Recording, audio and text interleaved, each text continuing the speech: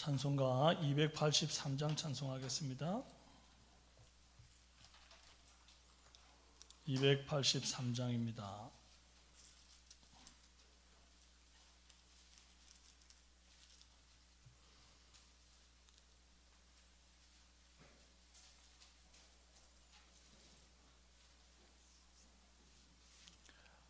나속 죄함을 받은 후 한없는 기쁨을 다 헤아릴 수 없어서 늘 찬송합니다. 나속 죄받은 후 나속 죄받은 후 주를 찬미하겠네. 나속 죄받은 후 주의 이름 찬미하겠네. 나속 죄함을 받은 후 내 맘이 새로워 주 뜻을 준행하면서 죄 길을 버리네. 나속 죄받은 후 나속 죄받은 후 주를 찬미하겠네. 나속 죄받은 후 주의 이름 찬미하겠네. 나속 죄함을 받은 후 성령이 오셔서 하나님 자녀 된 것을 곧 증언합니다. 나속 죄받은 후 나속 죄받은 후 주를 찬미하겠네. 나속 죄받은 후 주의 이름 찬미하겠네. 나속 죄함을 받은 후 보혈의 공로로 내 주의 은혜 입으니 늘 평안합니다. 나속 죄받은 후 나속 죄받은 후 주를 찬미하겠네. 나속 죄받은 후 주의 이름 찬미하겠네. 신앙 고백드립니다. 나는 전능하신 아버지 하나님 천지의 창조주를 믿습니다. 나는 그의 유일하신 아들 우리 주 예수 그리스도를 믿습니다. 그는 성령으로 잉태되어 동정녀 마리아에게서 나시고 본디오 빌라도에게 고난을 받아 십자가에 못 박혀 죽으시고 장사된 지 사흘 만에 죽은 자 가운데서 다시 살아나셨으며 하늘에 오르시어 전능하신 아버지 하나님 우편에 앉아 계시다가 거기로부터 살아있는 자와 죽은 자를 심판하러 오십니다. 나는 성령을 믿으며 거룩한 공교회와 성도의 교제와 죄를 용서받는 것과 몸의 부활과 영생을 믿습니다. 아멘. 네, 오늘은 로마서 4장 1절에서 12절 말씀,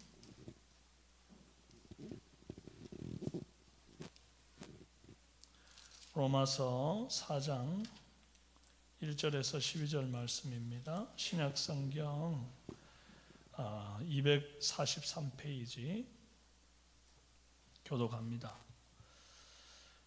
그런즉 육신으로 우리 조상인 아브라함이 무엇을 얻었다 하리요? 만일 아브라함이 행위로서 의롭다 하심을 받았으면 자랑할 것이 있으려니와 하나님 앞에서는 없느니라. 성경이 무엇을 말하느냐? 아브라함이 하나님을 믿음에 그것이 그에게 의로 여겨진 바 되었느니라. 일하는 자에게는 그 삭시 은혜로 여겨지지 아니하고 보수로 여겨지거니와 이를 아니할지라도 경건하지 아니한 자를 의롭다 하시는 이를 믿는 자에게는 그의 믿음을 의로 여기시나니 일한 것이 없이 하나님께 의로 여기심을 받는 사람의 복에 대하여 다윗이 말한 바 불법이 사함을 받고 죄가 가려짐을 받는 사람들은 복이 있고 주께서 그 죄를 인정하지 아니하실 사람은 복이 있도다 함과 같으니라. 그런즉 이 복이 할례자에게냐 혹은 무할례자에게도냐 무릇 우리가 말하기를 아브라함에게는 그 믿음이 의로 여겨졌다 하노라. 그런즉 그것이 어떻게 여겨졌느냐 할례시냐 무할례시냐 할례시가 아니요 무할례시니라. 그가 할례의 표를 받은 것은 무할례시의 믿음으로 된 의를 인친 것이니 이는 무할례자로서 믿는 모든 자의 조상이 되어 그들도 의로 여기심을 얻게 하려 하심이라. 또한 할례자의 조상이 되었나니 곧 할례 받을 자에게뿐 아니라 우리 조상 아브라함이 무할례시에 가졌던 믿음의 자취를 따르는 자들에게도 그러하니라. 아멘. 반갑습니다. 오늘 은혜와 믿음으로 얻는 의라는 제목으로 말씀 나누겠습니다. 성경이 무엇을 말하느냐? 아브라함이 하나님을 믿음에 그것이 그에게 의로 여겨진 바 되었느니라. 그렇게 이제 3절에서 말하고 있는데요. 아니 우리 아브라함을 생각할 때 아브라함은 처음으로 할례 언약을 받은 사람 아닙니까? 그러면 할례가 의로 여겨져서 여호와의 택한 백성이 되었다. 할례의 표징이 있는 사람은 여호와의 백성이니 이제 그렇게 생각해야 될 텐데 어째서 아브라함이 하나님을 믿음에 그것이 의로 여겨졌다 이렇게 말합니까? 믿음이 의가 된다 그러면 할례는 도대체 무슨 의미입니까? 할례 받은 백성이 하나님의 백성인 줄 알았는데 믿음이 의고 믿는 백성이 하나님의 백성이라 그러면 할례는 도대체 뭐죠? 성경이 무엇을 말하는지 자세히 살피지 않고 각 구절만 떼놓고 본다든지 혹은 표면적으로 보면 할례가 하나님의 택한 백성을 구별한 표고 택하심의 인침인 줄로 착각하게 되는 겁니다. 그래서 바울이 성경이 무엇을 말하느냐 똑바로 좀 알고 믿어라 그리 말하는 거예요. 아브라함이 제일 먼저 여호와 하나님을 만났을 때 할례라는 단어가 존재하지도 않았습니다. 할례의 뜻도 몰랐습니다. 그런데 여호와께서 아브라함에게 나타나서 제일 먼저 하신 말씀이 할례를 행하거라 그래야 내 백성 된다 그리 말하지 않았다는 거예요. 창세기 12장 1절에 3절에 제일 처음에 아브라함에게 하나님이 나타나시면서 그때 하신 말씀이 이리 기록되어 있죠. 여호와께서 아브라함에게 이르시되 너는 너의 고향과 친척과 아버지의 집을 떠나 내가 네게 보여줄 땅으로 가라. 내가 너로 큰 민족을 이루고 네게 복을 주어 내 이름을 창대하게 하리니 너는 복이 될지라. 너를 축복하는 자에게는 내가 복을 내리고 너를 저주하는 자에게는 내가 저주하리니 땅의 모든 족속이 너로 말미암아 복을 얻을 것이라 하신지라. 이제 그러고 난 다음에 이어 나오는 그 창세기 12장 4절 말씀이 이에 아브라함이 여호와의 말씀을 따라갔고 이렇게 되어 있어요. 자, 아브라함이 만약에 믿음이 없었다고 한다면 여호와의 말씀이 이렇게 처음으로 딱 들릴 때 인생 살면서 70이 넘어가지고 처음으로 이런 여호와의 음성, 보이지 않는 하나님의 음성을 들은 겁니다. 그때 믿음이 없었다면 아이고 이게 무슨 소리지? 내가 요즘 더위를 먹었나? 귀가 허해서 환청이 들리나? 그러면서 막 아이고 큰일 났다. 내가 좀 건강을 좀 더 돌봐야지. 이런 방향으로 나갔을 거예요. 아니면은 여호와 하나님 자체를 아주 과소평가하는 그런 믿음이었다고 한다면 여호와가 도대체 누군지도 모르는데 내가 어떻게 내 인생을 겁니까? 위험한 세상인데 고향 친척 아버지 집 떠나면 누가 도대체 나의 안전을 보장해주고 누가 나를 위험할 때 도와줄 겁니까? 아우 나는 그리 못합니다. 안 갈랍니다. 그러면서 외면했을 거예요. 하지만 아브라함이 여호와의 말씀을 따라갔고 그러잖아요. 아브라함이 하나님의 존재를 믿었다는 거죠. 그리고 단순히 그분이 존재한다는 것만 믿은 게 아니라 그분이 하신 말씀을 액면 그대로 믿은 거예요. 하신 어떤 말씀을 액면 그대로 믿은 걸까요? 여호와께서 보여줄 땅에 가면 큰 민족을 이루고 복을 주실 분이다. 내 이름을 창대하게 하리니 너는 복이 될지라 네가 축복하는 자는 내가 축복하고 네가 저주하는 자는 내가 저주하겠다. 아주 그냥 힘이 얼마나 센 하나님인지 어떤 신의 저주도 상관없고 내가 복을 주면 그 사람은 내가 복을 빌면 그 사람은 무조건 복을 받고 어떤 신이 복을 준다 해도 하나님이 내가 저주하면 하나님이 저주를 줘가지고 다른 신의 영향력과 아무 관계없이 하나님이 하시겠다면 하시는 분인 줄로 믿은 거예요. 그래서 과감히 고향 친척 아버지 집을 떠나서 지시할 땅으로 갈 수 있었습니다. 이때 아직 아브라함은 할례를 모를 때예요. 아브라함이 이 하나님의 말씀을 믿고 본토 친척 아버지 집을 떠났을 때가 75세 아닙니까? 그런데 할례한 때가 언젠고 하니 창세기 17장 24절에 아브라함이 그 포피를 벤 때가 99세였고 이렇게 기록되어 있습니다. 할례는 저 뒤에 있습니다. 저 뒤에. 여호와의 백성이 된 것은 믿음이 먼저입니까? 할례가 먼저입니까? 예, 믿음이 먼저죠. 이렇게까지 얘기했는데 할례가 먼저다 그러면 그분은 국어를 좀 다시 좀 공부를 해야 될. 여러분 믿음이 먼저입니다. 믿음이.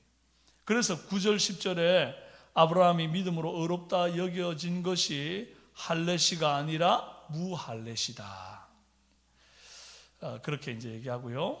아브라함이 믿음으로 의롭다 함을 받은 후에 그렇다면 믿음으로 의롭다 함을 받았으면 끝난 거지. 할례는 왜 받았냐? 그것이 할례의 유익인데 할례의 의미인데 11절에 이렇게 기록되어 있습니다. 그가 할례의 표를 받은 것은 무할례 시에 믿음으로 된 의를 인친 것이니. 인이 뭐죠? 도장 아닙니까? 도장. 믿음으로 하나님 백성이 딱 되고 난 이후에 너는 믿음으로 이제 의롭다함을 받은 특별한 사람이야. 이제는 너는 내 백성이야. 그럼 도장 한번 찍자. 그러고는 할례를 행해 주신 거라는 겁니다. 그렇다면 아브라함이 무할례자로서 믿는 자의 조상이 된 것처럼 우리도 무할례자지만 믿음만 있으면 의로 여김을 받을 수 있다는 그 사실을 오늘 우리에게 말씀하고자 하는 것이 바울의 의도예요. 신앙생활하면서 혹시라도 오해할 수 있는 부분이 있는데 하나님이 죄인된 인간을 위한 구원의 방편으로 율법을 주셨는데 사람이 율법을 100% 지킬 수 없기 때문에 지킬 수 있을 줄 알았는데 못 지키는 것을 보고는 여호와께서 궁여지책으로 예수님 보내서 믿음으로 구원 얻는 방법을 주셨다. 이리 생각하면 이게 큰 오해라는 겁니다. 하나님은 아담이 범죄했을 때, 그 선악과를 따먹고 범죄했을 때 여호와께서 인간을 구원할 방편이 독생자 예수 그리스도를 이 땅에 보내시고 우리를 위하여 죽으심과 부활하심으로 얻는 구원을 그때 선포하셨습니다. 율법을 주고 율법을 못 지키는 것을 보고 딱히 여겨서 그때 뒤늦게 주신 게 아니고요. 인간이 범죄하자마자 주신 인간의 구원의 방편을 예수 그리스도 보내시고 또 우리를 위해 죽으시고 부활하신 사건으로 말씀하셔요. 그게 바로 원시복음에 해당하는 뱀은 여자의 후손의 발꿈치를 물 것이요 여자의 후손은 뱀의 머리를 밟으리라 하신 그 말씀에서 우리가 알 수가 있는 거예요. 무할레시에 아브라함을 불러서 믿음의 조상 세우시고 그의 후손들이 여호와의 말씀을 믿어 순종하는 백성 삼고자 하신 겁니다. 이제 다시 한번 말씀드리지만 하나님은 죄인된 인간을 구원할 방편으로 처음부터 믿음으로 얻는 의를 예정한 거지, 율법 해보다가 안 돼서 믿음의 길 열어준 게 아니다 하는 거예요. 처음부터 믿음이었어요. 이제 믿음을 의로 여겨주신다 하는 말씀이 얼마나 놀라운 말씀인지를 이제 끝으로 좀 살펴보고 마치려고 합니다. 실제로 많은 종교들을 보면 대부분이 행위를 강조하죠. 밑에서부터 위로 올라가는 그런 신앙이에요. 그러니까 밑에 있는 인간이 위에 계신 하나님을 감동시키기 위해서 온갖 노력을 다하는 거예요. 근사한 상과 제물을 드리고, 또 어떤 사람은 108배를 절을 하면서 고행을 하면서 선한 일, 착한 일을 하면서, 그래서 내가 신을 감동시켜 가지고 천국에 들어갈 자격을 획득하려고 하는 경향이 있는 것. 인간의 노력이 강조되는 거죠. 근데 이제 기독교는 다릅니다. 기독교는 위에서 아래로 내려오는 종교잖아요. 예수님이 하늘 보좌를 버리고 땅으로 인간의 몸을 입고 오신 거예요. 우리가 끄집어 내릴 수 있는 분입니까? 주님이. 내 노력으로 하나님을 끌어내릴 수 있는 게 아니에요. 주님이 예정하고 작정하셔서 당신이 뜻 가운데서 내려오신 겁니다. 내가 예수님 부른 것도 아니고요, 성자께서 찾아오신 거예요. 내가 예수님을 먼저 사랑한 것도 아니고 주님이 나를 먼저 사랑하신 거예요. 내가 주님을 찾아간 게 아니라 주님이 나를 찾아오신 거예요.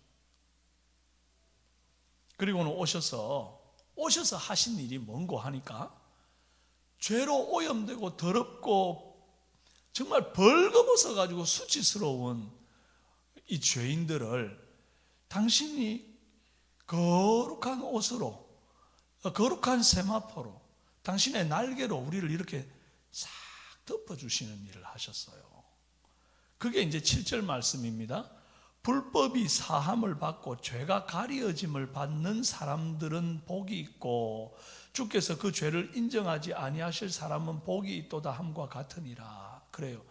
여러분, 내가 예수 믿어가지고 이제 의인이 되었다 하는 것은 죄가 한 터럭도 내 안에 없고 나는 이제 더 이상 죄를 짓지 않는 피조물이 됐다, 그런 게 아닙니다. 본질이 바뀐 게 아니에요. 우리는 여전히 검정색입니다. 우리는 여전히 부패했고 냄새가 나요. 아주 흉물스럽게 짝이 없습니다. 그런데 주님이 오셔서 한 일이 뭔고 하니까 정말 아름답고 귀하고 보배로운 세마포옷으로 우리를 싹 덮으신 일이에요.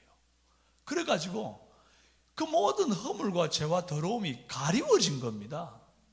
그걸 가리워 놓고 나서 하나님께서 하시는 말씀이, 하나님은 사실은 모든 것을 다 꿰뚫어 보시는 분이고 정확하게 아시는 분이니까, 야, 저거 가린 것뿐이지 속이 시꺼멓다, 저 더럽다, 회칠한 무덤이다, 이리 말해야 되는데, 주님께서 그 예수 그리스도 성자께서 당신이 정말 하늘 보좌를 버리고 내려오셔서 그 죄값을 다 치르시고 우리에게 그 옷을 입혀주셨기 때문에 죄 없다고 여겨주시고 인정해 주신 겁니다. 그래서 죄의 가리움을 받고 죄 없다고 인정하지, 그 죄를 인정하지 아니할 사람, 죄 없다고 인정하는 그 사람은 복이 있다 그러는 거예요. 여러분, 교회는 본질적으로 우리가 더러운 사람들이 모여 있는 곳이고, 더러운데도 불구하고 가리움을 받은 사람들이 모여 있는 거예요. 그러니까 본질적으로 우리가 변하지 않아 노니 때때로 정말 그 냄새나는 과거의 모습들이 드러날 때가 있고, 그것 때문에 아유 교회가 더하네, 아유 교회 가보니 막 믿는 사람들이 더하더라, 이런 얘기가 나오기도 하는데요, 그럴 수밖에 없는 곳이에요. 그럼에도 불구하고 이 교회 공동체가 복되고 아름답고 귀하고 세상 어디에도 없는 최고의 공동체인 이유는 어디에서도 입을 수 없는 거룩한 옷을 입고 어디에서도 받을 수 없는 죄의 가리움을 받은 곳이거든요. 그렇기 때문에 이 믿음에 들어와 있는 공동체가 복된 공동체입니다. 그러니 여러분, 내 본질이 바뀐 게 아니다. 여러분 자신에 대해서도 너무 내가 이제 예수 믿었는데 내가 정말 이제 완전히 새 사람 되어서 이제 좀 다르게 좀 살아야 되는데 왜 이렇게 내가 과거의 습관에 못 이렇게 벗어나고 내 이 삶이 왜 이렇게 더 정말 예수님답지 못할까? 예수님의 그 작은 예수님 같은 삶을 내가 왜 살아내지 못하는가? 그래가지고 자기 자신이 막 계속 좌절되고 낭망하고 만날 첫날 이제 죄책감에 시달리고, 그거 아닙니다. 그래 돼서는 안 됩니다. 그 죄책감이 여러분을 사로잡아서 남은 인생을 그렇게 죄책감 속에 살라고 하나님이 우리를 주의 교회 공동체로 부른 게 아니에요. 오히려 우리의 연약함을, 우리의 부족함을, 우리의 못남을 담백하게 인정하고, 나는 그래 원래 본질이 그래, 그러나 하나님의 은혜로 구원받은 자니까 정말 최선을 다해 예수님 닮아가려 노력해야지. 그러나 노력하다가 안 될 때, 그럴 때는 다시 주 앞에 나가서 또 엎드려야지. 그렇게 반복하면서 엎드리면서 또 회개하면서 또 새로워지면서 그렇게 가는 거예요. 그러다 보면, 제가 이제 예전에 새우를 키워봤어요. 집에서 어항에 물고기에 새우를 키워보면 새우가 요만하게 눈에 보이지도 않게 정말 조그맣게 이렇게 알에서 나옵니다. 근데 나중에 보면요, 허물이 이렇게 벗어져 있어요. 허물을 벗고 나니까 키가 좀 커 있어요. 그리고 또 걔가 조금 더 커지려고 그러면 또 허물을 벗어놔요. 그러면 또 커져 있어요. 새우가 이 엄지손톱만큼 커질 때 허물을 한 3-4번 벗습니다. 그러고 나니까 그 사이즈로 커집니다. 여러분, 우리가 참 이 허물을 벗는 것처럼 내 이 죄악된 본성에서 벗어나는 게 그만큼 힘들다. 그러니까 막 살면서 나의 이 못난 모습 때문에 하나님 앞에 또 반복된 눈물의 회개가 있고, 마치 막 탈피하듯이. 근데 그런 고통의 순간과 회개의 순간이 한번 있고 나면 내가 또 조금 자라있고 또 조금 자라있는 거예요. 그렇게 하면서 그리스도의 장성한 분량에 이르며 주 앞에 가는 것이 성숙한 성도의 남은 인생이라고요. 할렐루야. 그런 줄 알고 저와 여러분은 내 본질이 원래 그런 사람이다 하는 걸 알고 신앙생활 하면서, 그렇다고 나는 원래 그러니까 난 이렇게 살겠다가 아니라 끊임없이 성숙되어지기 위하여 허물을 벗는, 우리의 과거의 죄된 습관을 다 허물로 벗어버리는, 그리고 날마다 새로워지는 저와 여러분 되기를 바랍니다. 우리는 그래서 예수 믿어 이미 복받은 인생입니다. 세상 사람들이 기대하는 물질의 복, 인간적인 복들은 다 잠깐이고 찰나적인데 사라질 것들인데, 영원한 복, 천국의 복을 상속받은 우리들은 오늘 이 하루를 살 때 믿음의 선물 주신 것 감사하면서 복받은 자답게 기뻐하며 담대하게 살아가는 저와 여러분 되기를 주님의 이름으로 축원합니다. 기도하겠습니다. 살아계신 아버지 하나님, 우리를 의롭다 하심이 할례 같은 혹은 율법을 행함 같은 불완전하고 눈에 보이는 어떤 표징으로 받은 것이 아니고, 보이지 않는 하나님의 그런 약속의 말씀을 믿는 믿음으로 주께서 우리를 의롭다 하신 것을 확실히 믿습니다. 하나님이여, 그래서 우리가 믿음으로 주님의 백성된 아브라함, 그의 후예들로서 믿음의 후예지 우리가 율법의 후예가 아닌 것을 다시 한번 확증하는 이 새벽을 주시니 감사합니다. 아버지 하나님, 그러므로 우리가 무엇을 좀 잘했다고, 하나님 좋아할 만한 일을 했다고 내가 자랑할 것이 있는 것이 아닌 줄 알고, 오로지 은혜로 받은 구원, 오로지 은혜로 받은 이 놀라운 참 복, 이 복을 감사히 누리며 또 이 복을 모르는 사람들, 세상적인 눈에 보이는 복들만 아는 사람들에게 정말 눈에 보이지 않으나 영원한 복, 참된 복, 죄의 가리움을 받아 천국 백성 된 이 복을 힘써 전하는 사랑 우리 삼성의 성도들 되도록 은혜를 베풀어 주시옵소서. 감사하고 예수님의 이름으로 기도합니다. 아멘. 하늘에 계신 우리 아버지, 아버지의 이름을 거룩하게 하시며 아버지의 나라가 오게 하시며 아버지의 뜻이 하늘에서와 같이 땅에서도 이루어지게 하소서. 오늘 우리에게 일용할 양식을 주시고 우리가 우리에게 잘못한 사람을 용서하여 준 것 같이 우리 죄를 용서하여 주시고 우리를 시험에 빠지지 않게 하시고 악에서 구하소서. 나라와 권능과 영광이 영원히 아버지의 것입니다. 아멘. 네, 오늘은 주일 예배와 우리의 자녀들을 위해서, 다음 세대를 위해서 기도하겠습니다. 전 성도가 주일 성수하면서 예배를 통해 하나님의 임재를 경험하도록 위해서 기도해 주십시오. 이번 주는 특별히 기간 목장 모임이 있는 때인데 사랑하는 성도들과 아름다운 친교의 모임들을 갖고 또 그 속에서 하나님의 영광을 드러내는 시간이 있도록 예배 인도하는 사역자들 또 찬양대 봉사자들 즐거이 헌신하는 주일이 되도록 매주 등록하는 인원이 많아지게 하시고 새가족들이 날마다 주 안에서 성장하는 그리고 구역과 기관 목장이 잘 정착되는 은혜 있도록 여러분 기도해 주시고요. 수험생과 취업준비생, 군복무와 타지에 있는 자녀들 위해서 기도해 주시고 미취학 아동들과 영아들에게 건강과 지혜 주시도록 태문을 열으시도록 주여 한번 부르짖고 기도하시다가 자유롭게 돌아가시도록 하겠습니다. 기도합니다. 주여! 살아계신 아버지 하나님, 오늘 말씀 주신 감사합니다. 아버지